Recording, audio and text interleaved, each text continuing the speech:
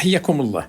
سؤالنا اليوم: كيفاش تولي خبير حتى في 7 دقائق مع الذكاء الاصطناعي؟ يكون عندك هاتف ذكي كنت ما ذكيش، وتكون عندك كونيكسيون ولكن عقلك والقيم ديالك تكون خارج التغطية. بعد كل مباراة فجأة كيوليو الملايين د البشر مدربين ومحللين تكتيكيين وخبراء في علم النفس الرياضي وحتى في إدارة المنتخبات، وبواحد العنف وعدوانية على اللي خلفهم في الرأي. في علم النفس كاينة واحد الظاهرة معروفة من 1999 سميتها تأثير دانينغ-كروك، نسبة للباحثان ديفين جاسين ودانينغ-كروكر من جامعة كورنيل، ونشروا هاد الناس النتائج ديالهم في مجلة معروفة جورنال اوف بيرسوناليتي اند سوشيال سايكولوجي. كل ما تعلم الإنسان أكثر كيبدا يكتشف التعقيد الموضوع وكتراجع ثقته وكيرجع للور تدريجيا على اساس علمي وخبره حقيقيه. عاد كيهضر اش كتقول هاد النظريه؟ غير ببساطه شديده كتقول كل ما كان الانسان معرفته محدوده في شي مجال معين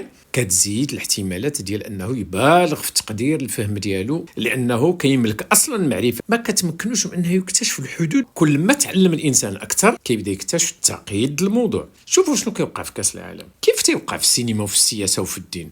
في واحد 90 دقيقه كيتحولوا ملايين الناس الخبراء في التكتيك، في الاعداد البدني، في الطب الرياضي، في التحكيم، في الاحصاء، في علم النفس.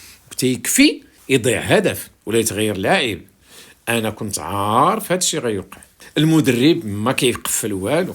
انا كنت في بلاصتو غندير كذا وكذا، وتكون النتائج تشوفوها واعره.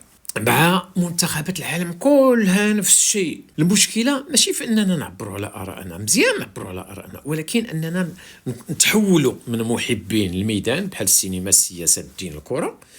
الاشخاص كيرفضوا معرفتهم ومعلوماتهم يخالفهم عليها شي حد. هنا كيتوقف التعلم، كيتحول الحوار لصراع، وكيصبح كل نقاش محاوله لاثبات الذات ماشي بحث على الحقيقه. كره القدم والسينما والدين والسياسه كتسمح للجميع بالمشاركه في النقاش، ولكن كتولي القضيه اكثر جمال فاش كنميزوا ما بين الراي ديال الخبراء وما بين الحماس والمعرفه. كل ما ازداد الانسان علم ازداد التواضع، واصبح اكثر استعداد للاستماع قبل اصدار الاحكام.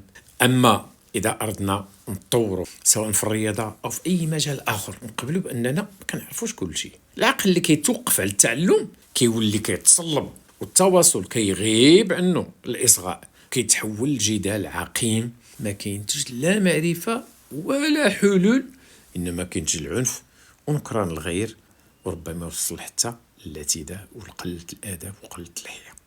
السلام عليكم، شنو رايكم في هادشي؟